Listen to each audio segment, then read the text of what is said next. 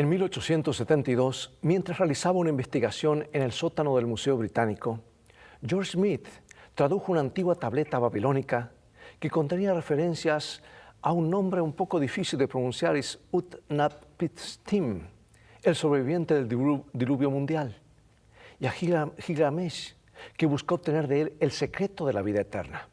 Y los periódicos de todo el mundo informaron sobre el sorprendente descubrimiento de la epopeya de Gilgamesh y la primera referencia al diluvio fuera de las Escrituras. Y desde entonces, los académicos han documentado historias de inundaciones en culturas de todo el mundo. También se han encontrado historias de la creación. Y a medida que estos nuevos descubrimientos arqueológicos durante los últimos 150 años han revelado tal evidencia, han surgido nuevas preguntas sobre el origen y la naturaleza de los relatos de la creación, el diluvio, tal como están en la Biblia. Pregunto, ¿es el relato bíblico de Génesis 1 al 11 simplemente tomado del antiguo cercano Oriente? ¿Contiene elementos míticos comunes a las otras historias? Si el relato de Génesis depende de alguna manera de relatos anteriores de Mesopotamia o Egipto, ¿cuáles son las implicaciones históricas y teológicas? ¿Cómo se explican las similitudes y diferencias encontradas en las diferentes historias? ¿Cómo hablan estos relatos de la cuestión de la cosmología o el origen de la estructura del universo? ¿La Biblia también debe ser considerada un texto mitológico como los de Egipto y de Mesopotamia? Bueno, estas y otras preguntas serán el tema del estudio de hoy mientras exploramos la Biblia en su entorno del cercano Oriente y Egipto. Ya regresaré.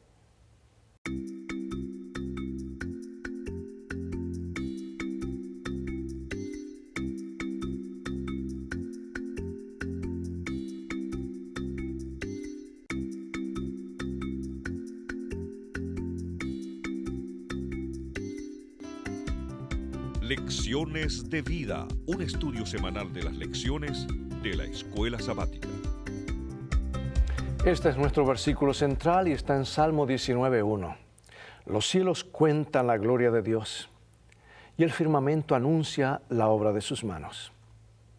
Galileo Galilei concluyó que el Sol era el centro del sistema solar, con la Tierra y los otros planetas girando alrededor del Sol, o sea, una cosmovisión heliocéntrica en torno al Sol. Pero hubo otros en la Iglesia Católica que enseñaron que la Tierra era el centro del universo, una cosmovisión geocéntrica. Y esto llevó a un juicio por la Inquisición en el que Galileo se vio obligado a retractarse y fue puesto bajo arresto domiciliario hasta su muerte en 1642.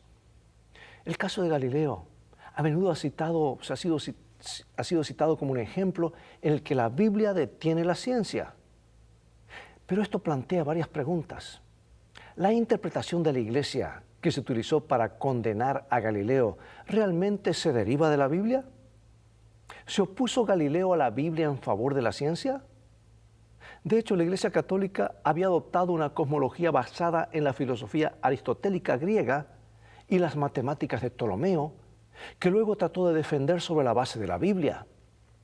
Y Galileo respondió defendiendo su interpretación sobre la base de la Biblia también.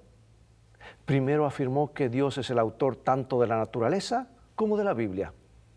Y si se entienden adecuadamente, estarían en armonía. Y en segundo lugar, Galileo señaló que los intérpretes posteriores podían errar. Y luego declaró que el lenguaje utilizado en la Biblia está adaptado a la persona común y no siempre debe tomarse de manera literal. Así que finalmente argumentó que si Josué insistía en que el sol se detuviera sobre Gabaón, entonces la visión ptolomeica de que la Tierra simplemente estaba quieta y parada en el centro del universo no tendría sentido. Hoy no hay duda de qué interpretación fue la correcta. Pero a la Iglesia Católica le tomó más de 350 años exonerar a Galileo, lo que hizo en 1992.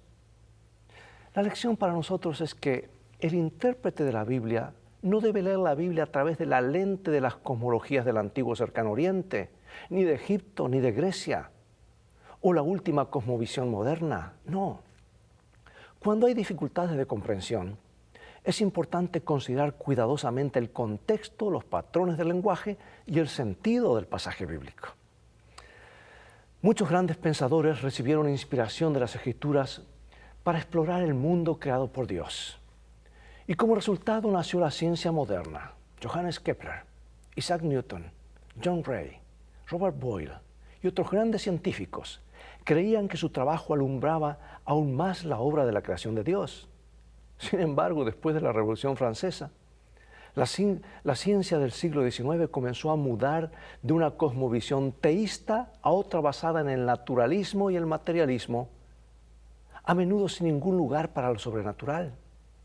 Y estas ideas filosóficas fueron popularizadas por el libro El origen de las especies de Charles Darwin, y más tarde más popularizada por sistemas de gobiernos ateos que negaron a Dios y usaron esta cosmovisión como base de su gobierno. Y desde ese momento, la ciencia se ha distanciado cada vez más de su fundamento bíblico, lo que dio como resultado una reinterpretación radical de la historia del Génesis. Yo pregunto, ¿enseña la Biblia una visión anticuada y no científica de la cosmología? ¿El relato bíblico fue tomado simplemente de las naciones paganas de los alrededores? ¿Estaba la Biblia condicionada culturalmente por su lugar y su tiempo, o su naturaleza inspirada nos eleva a una visión de los orígenes que es completa en el marco divino? Sabes, estos son algunos de los temas que abordaremos en esta lección, tal vez no en detalle, pero por lo menos tocar estos puntos. Comúnmente se cree que muchos en la antigüedad pensaban que la tierra era plana. Sin embargo, la mayoría de las personas, por muchas buenas razones, entendieron que la tierra era esférica. Sin embargo, hasta el día de hoy hay quienes afirman que la Biblia misma enseñó que la tierra era plana. Mira, Apocalipsis capítulo 7, algunos dicen, dice aquí, Apocalipsis capítulo 7, versículo 1 y el 27 y 8. Después de esto vi a 4 ángeles en pie sobre los 4 ángulos de la tierra, que detenían los 4 vientos de la tierra para que no soplase viento alguno sobre la tierra, ni sobre el mar, ni sobre ningún árbol. Y cuando los 1000 años se cumplan, Satanás será suelto de su prisión y saldrá a engañar a las naciones que están en los 4 ángulos de la tierra, a Gog y a Magog, a fin de reunirlos para la batalla, el número de los cuales es como la arena del mar. Bueno, tú dirás, ¿cuál es el contexto de este versículo o de estos versículos? Lo que es más importante, ¿enseñan que la tierra es plana? Juan, el autor de estos textos, está escribiendo y describiendo una profecía del tiempo del fin que describe los 4 ángeles del cielo en pie sobre los 4 ángulos que detenían de la tierra, que detenían los 4 vientos de la tierra. Repitió la palabra 4 3 veces para vincular a los ángeles con los 4 puntos cardinales. En resumen, solo está usando un lenguaje figurado como lo hacemos hoy cuando decimos, por ejemplo, que el sol se está poniendo o que el viento se levantó del este. Insistir en una interpretación literal de estos textos proféticos cuando el contexto indica una interpretación figurativa del norte, sur, este y oeste, es sacar estos pasajes del contexto y hacer que enseñen algo que no están enseñando, o que el autor no quiso decir, o que Dios no inspiró de esa manera. Después de todo, cuando Jesús dijo, porque del corazón salen los malos pensamientos, los homicidios, los adulterios, las fornicaciones, los hurtos, los falsos testimonios, las blasfemias, Él no estaba hablando de la fisiología humana, ni del corazón humano literal. Estaba usando una figura de lenguaje para fundamentar un asunto moral. Y en Job 26:7 se representa la tierra como si estuviera suspendida en el espacio. Dice, Él extiende el norte sobre el vacío, cuelga la tierra sobre nada. La tierra es un círculo o esfera. Mira lo que declara Isaías 40:22. Él está sentado sobre el círculo de la tierra, cuyos moradores son como langostas. Él extiende los cielos como una cortina, los despliega como una tienda para morar. Ponte en la situación de alguien que vivió hace miles de años. ¿Qué evidencia tendrías de que la tierra se moviera? ¿O encontrarías que la evidencia de que se mantiene quieta es más convincente? ¿O qué evidencia encontrarías de que es plana o esférica? Bueno, los arqueólogos han descubierto textos del Antiguo Egipto y del Cercano Oriente que contienen historias primitivas de la creación y el diluvio. Y esto ha hecho que algunos se pregunten si el relato del Génesis se tomó prestado de culturas de esas culturas o es dependiente de ellas de alguna manera. ¿Pero es posible que eso sea así? Veamos una de ellas, llamada la Epopeya de Atra-Asis. Stephanie Dalley, en Mitos de Mesopotamia, Creación, el Diluvio, Gilgamesh y otros, en la página 9 y en la página 14 y 15 nos dice lo siguiente. Cuando los dioses, en lugar del hombre, hicieron el trabajo, cargaron las cargas, la carga de los dioses fue demasiado grande, el trabajo fue muy duro, el problema demasiado, que la diosa matriz cree descendencia y que el hombre cargue con la carga de los dioses. Yetsu-e es un dios que tenía inteligencia. Hicieron masacre en su asamblea. Nintu mezcló arcilla con su carne y su sangre. Bueno, aquí tienes un relato extraño, pero estos son relatos del Cercano Oriente que han sido descubiertos por los arqueólogos. Y aunque existen similitudes entre estas historias, por ejemplo, los primeros humanos están hechos de arcilla, aunque en realidad Dios dice en la Biblia que creó al hombre a su propia imagen, alguien de carne y hueso, pero le faltaba, por los elementos del polvo, por supuesto, pero le faltaba el aliento de vida. Hay diferencias muy definidas. Por ejemplo, en Atra-Asis el hombre trabaja para los dioses para que los dioses puedan descansar. Pero en Génesis, Dios crea la tierra y todo lo que hay en ella para que los humanos, que son la cumbre de la creación, y luego descansa con ellos. En Génesis, los humanos también son colocados en un jardín e invitados a comulgar con Dios y cuidar de su creación. Un concepto que no se halla, no se encuentra en Atra-Asis. Número 2. En Atra-Asis, un dios menor es asesinado y su sangre se mezcla con arcilla para formar 7 machos y hembras. Y en Génesis, primero Adán es formado en intimidad con Dios, quien le da vida, y la mujer es hecha más tarde para ser su ayuda. Dios no creó a Adán y Eva de la sangre de un dios asesinado. Número 3, no hay signos de conflicto o violencia en el relato de Génesis, que sí se encuentra en la historia de Atra-Asis. El registro bíblico es sublime al representar a un Dios omnipotente que le proporciona a la humanidad un propósito digno en un mundo perfecto.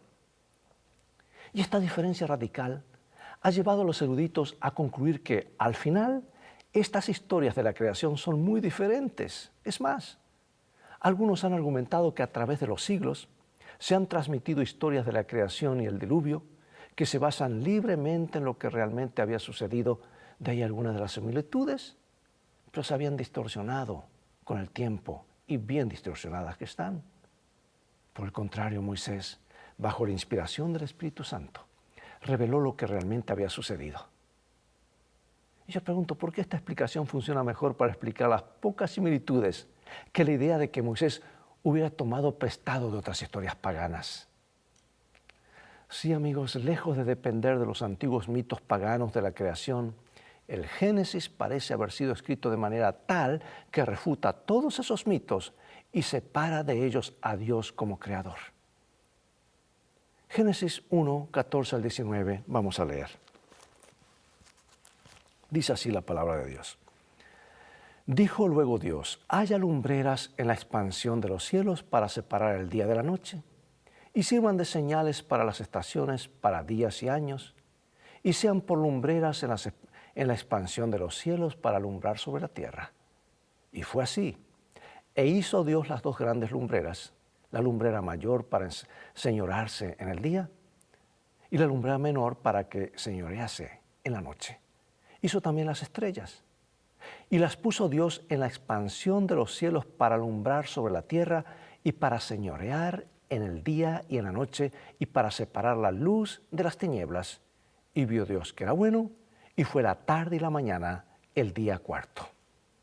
Bueno, los términos sol y luna seguramente se evitaron porque sus nombres en hebreo eran los mismos nombres o estaban muy relacionados con los nombres. los nombres de los dioses, de dioses del sol y de la luna del antiguo cercano oriente y de Egipto. Ellos adoraban el sol y la luna. Y el uso de los términos luz mayor y luz menor mostró que fueron creados para tener funciones específicas.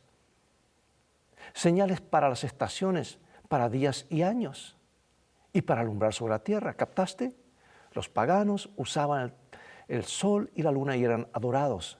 Y aquí la Biblia menciona la lumbrera mayor y la lumbrera menor para separar esa idea pagana de adoración del sol y adoración de la luna.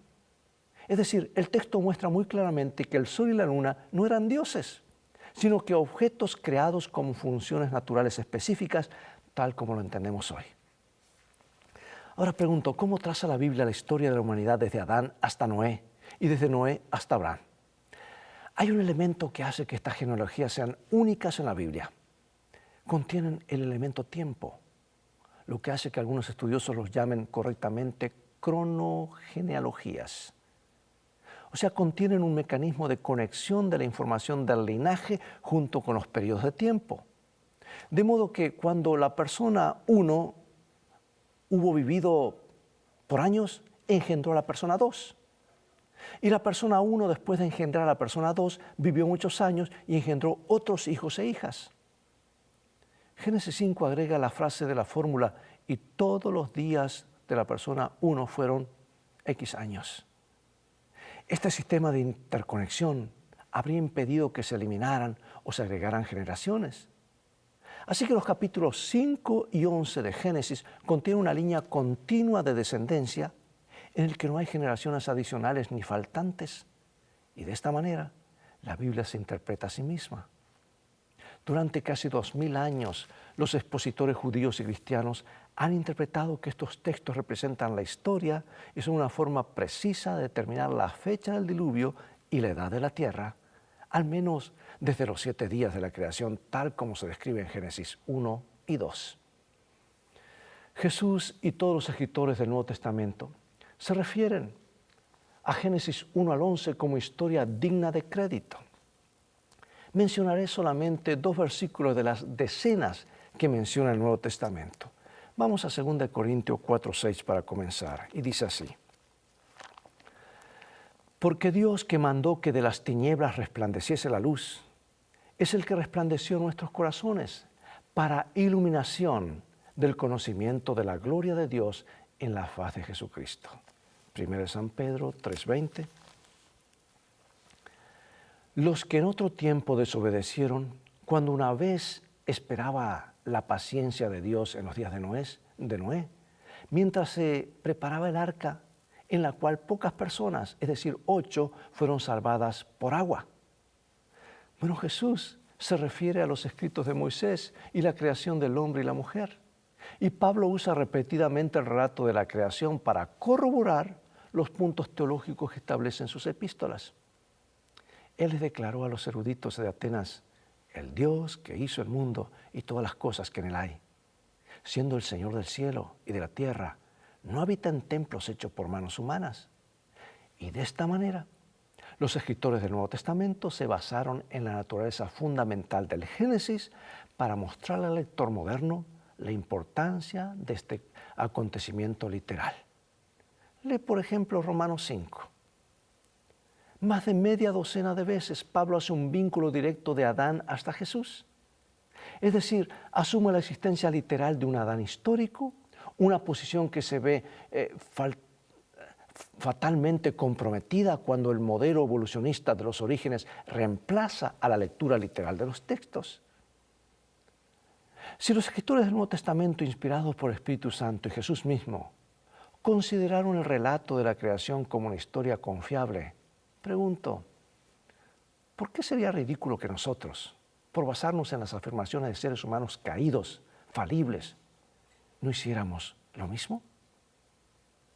La idea de que la Biblia es un libro anticuado, con poca relevancia para las principales preguntas del siglo XXI, prevalece en nuestra cultura actual.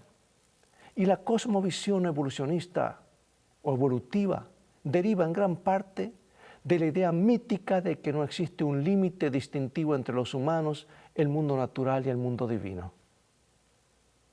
estos son todo uno, dicen. En el hinduismo, evolucionamos a través de la reencarnación a otra forma de vida cuando morimos. Dios está en todo y es todo. Ahora, según el hinduismo, hay 33 millones de dioses personificados a través de la naturaleza. Lo es la mosca, lo es el elefante, lo es el caballo, la vaca. Todo es Dios, de acuerdo a ellos. Por eso ellos son muy cuidadosos. Y la mayoría son vegetarianos porque consideran justamente que sacrificar o comer carne o un animal es sacrificar a un Dios. Y un Dios puede ser un antepasado que se reencarnó. Hay todo un concepto allí. Y este concepto se remonta al antiguo Egipto, donde había 22.000 dioses y donde la muerte y la vida se percibían como parte del gran círculo de la vida. ¿Por qué es importante para nosotros como cristianos entender que fuimos creados en un estado perfecto y sin pecado en un momento en que la muerte no existía? ¿Por qué es importante la elección, como se describe en Génesis 3? ¿Cómo se corrigió la elección incorrecta de un hombre, Adán, en la elección del Hijo del Hombre, Jesucristo? ¿Cómo una teoría evolutiva de millones de años de la muerte y muerte de una especie tras otra en un holocausto de dolor proporciona alguna esperanza para el futuro? No tiene sentido, amigos. Pero la gente tiene que creer en algo. Y el que no tiene su corazón en Dios y su palabra va a tener que buscar alguna otra alternativa y se van por la tangente. Si la muerte siempre fue el otro lado de la vida de este universo, ¿podría existir una existencia sin muerte? ¿Cómo es la Biblia, cómo es la enseñanza de la Biblia sobre la vida y la muerte completamente diferente de las otras religiones paganas principales del mundo? ¿Te das cuenta de la contradicción?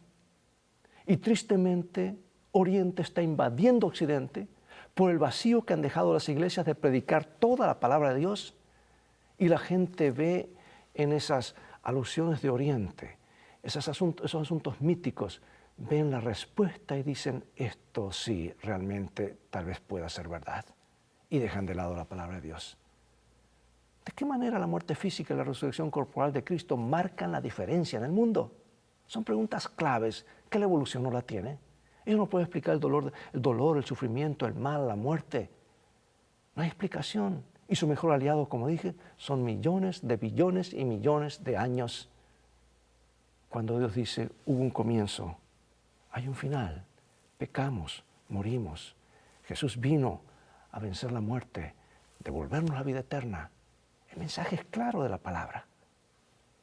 Y cuando las explicaciones científicas sobre la realidad presente, que se puede manejar, escuchar, ver, probar, volver a probar y palpar, están cuestionadas por discusiones de controversias, ¿por qué tanta gente acepta sin dudar cada proclamación científica sobre hechos que supuestamente ocurrieron hace millones o incluso miles de millones de años?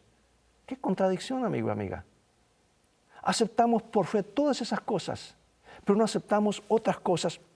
Mejor dicho, no aceptamos ninguna otra cosa que nos pruebe que la podemos tocar, palpar o hacer en el laboratorio, pero aceptamos sí esas suposiciones de millones y millones de años. Y le llamamos ciencia. En realidad se requiere más fe para creer en eso que creer lo que dice Dios en su palabra. La ciencia moderna funciona bajo la suposición razonable a primera vista de que no se puede utilizar medios sobrenaturales para explicar los eventos naturales. Es decir, no puedes tratar de explicar, por ejemplo, una hambruna alegando que una bruja maldijo la tierra. Sin embargo, ¿cuáles son las limitaciones de este enfoque cuando se trata del relato de la creación como se describe en Génesis? Dicho de otra manera, el relato de Génesis fue un evento puramente sobrenatural. Sin embargo, si descartas automáticamente lo sobrenatural como medio de creación, ¿por qué todo modelo en el que te apoyes necesariamente estará equivocado? Y ahora quiero finalizar con estas citas inspiradas de la sierva del Señor, Ellen G. White, la profetisa para el pueblo de Dios en el último tiempo. Testimonios para la Iglesia, tomo 5, página 24. La Biblia es la historia más abarcante e instructiva que los seres humanos poseen. Vino fresca de la fuente de verdad eterna, y una mano divina ha conservado su pureza a través de todas las edades. Solo aquí podemos encontrar una historia de nuestra raza, libre de la mancha del prejuicio y el orgullo humano. Y luego dice en Spiritual Gift, libro 3, Dones Espirituales, página 93, se me ha mostrado que sin la historia bíblica, la geología no puede probar nada. Las reliquias encontradas en la tierra dan evidencia de un estado de cosas que difiere en muchos aspectos del presente. Pero el tiempo en el que existieron y cuánto tiempo han estado estas cosas en la tierra solo debe ser entendido por la historia bíblica. Puede ser inocente conjeturar por fuera de la historia bíblica, siempre que nuestras suposiciones no contradigan los hechos encontrados en las Sagradas Escrituras. Pero cuando los hombres dejan la palabra de Dios con relación a la historia de la creación y buscan acreditar las obras creativas de Dios a principios naturales, se encuentran en un océano ilimitado de incertidumbre. Como Dios realizó la obra de la creación en 6 días literales, es algo que nunca ha revelado a los mortales. Sus obras creativas son tan incomprensibles como su existencia. Y amigo y amiga, es un acto de fe, pero es un acto de fe en alguien que sabemos que es real, existe y que siempre dice la verdad. Hoy es tan común en las universidades y nuestros jóvenes están expuestos todo el tiempo a las teorías de la evolución, a dejar de lado la palabra de Dios como anticuada. Pero es por esta palabra que vivimos. Es Dios que mantiene nuestro corazón latiendo, nuestra mente funcionando, y aún así negamos su existencia. Y mucho menos hacemos caso omiso al mensaje que nos da de su corazón a nuestro corazón. Dios nos ayude a hacer de su palabra nuestra guía, y a que nosotros realmente pongamos la palabra como nuestro fundamento sólido en todo lo que hagamos, en todo lo que creemos y en todo lo que profesemos. Oremos. Padre Celestial, gracias por darnos tu palabra. Hay un ataque directo al libro de los orígenes, al Génesis, porque sabemos lo que hay detrás de todo esto, una gran conspiración de alguien que quiere echar por tierra al Creador. Él quiere ser adorado. Lucifer, el ángel caído, está tratando de socavar todo aquello que habla acerca de la creación, incluso el sábado, y el capítulo 1 y los capítulos 1 al 11 de Génesis. Pero gracias por reafirmar esto en nuestros corazones a través de tu palabra. Lo aceptamos por fe en el nombre de Jesús. Amén. Bien amigos, ha llegado el momento de despedirnos de todo el tiempo que tenemos por hoy y será hasta el próximo programa Lecciones de Vida. Invita a otros a sintonizar este canal y transfórmate tú mismo en un canal de bendiciones. Me despido diciéndote como siempre, Dios te bendiga y te guarde, y recuerda, tú vales mucho para Jesús. Él te ama más de lo que puedes imaginar.